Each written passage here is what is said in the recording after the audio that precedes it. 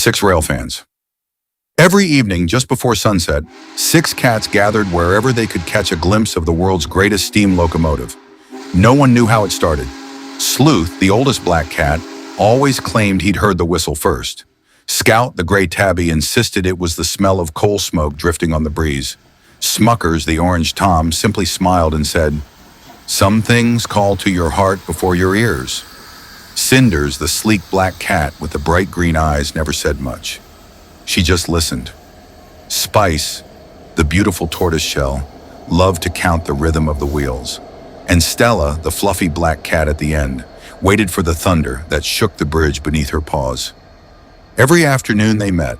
Sometimes they sat high above the tracks on an old wooden bridge, watching the sun melt into the horizon as Union Pacific Big Boy number 4014 rounded the distant curve.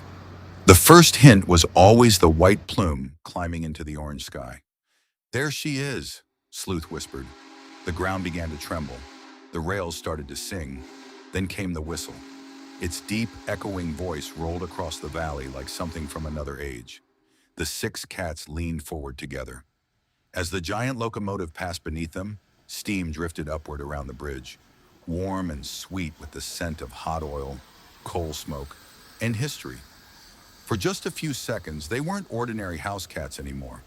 They were explorers standing above a living legend. On other evenings, they waited in an old convertible beside a country crossing. The warning lights flashed. The gates lowered. Nobody complained. Cars lined up behind them, but the six cats only smiled. "You can't rush greatness," Stella purred. The crossing bells rang. Then through the twilight came the enormous black locomotive, headlight blazing like a rising moon. The engineer spotted the unusual passengers and gave the whistle 2 long blasts. Every one of the cats perked up. Smuckers raised one paw in greeting. To everyone's surprise, the engineer answered with another friendly whistle. From that day on, it became tradition. Whenever Big Boy 4014 rolled through, the engineer looked for 6 familiar silhouettes, whether on the bridge, beside the crossing, or somewhere along the line. Whenever the whistle echoed across the countryside, Sleuth would close his eyes and remember every train he'd ever seen. Scout would study every detail of the locomotive. Smuckers would grin from ear to ear. Cinders would quietly soak in every sound. Spice would sway her tail to the rhythm of the driving wheels. And Stella would watch until the very last car disappeared around the bend. Years passed. Seasons changed. Leaves turned gold and fell. Snow blanketed the rails. Spring flowers returned. But one thing never changed. Every time the mighty locomotive thundered by, the 6 faithful friends were there together. People along the route began telling stories about them. Children called them the Six Railfans. Railroad photographers hoped to capture them in their pictures.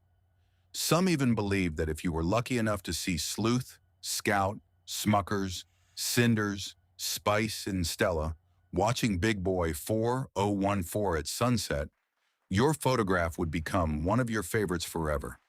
Whether that was true or not, no one could say. But everyone agreed on one thing.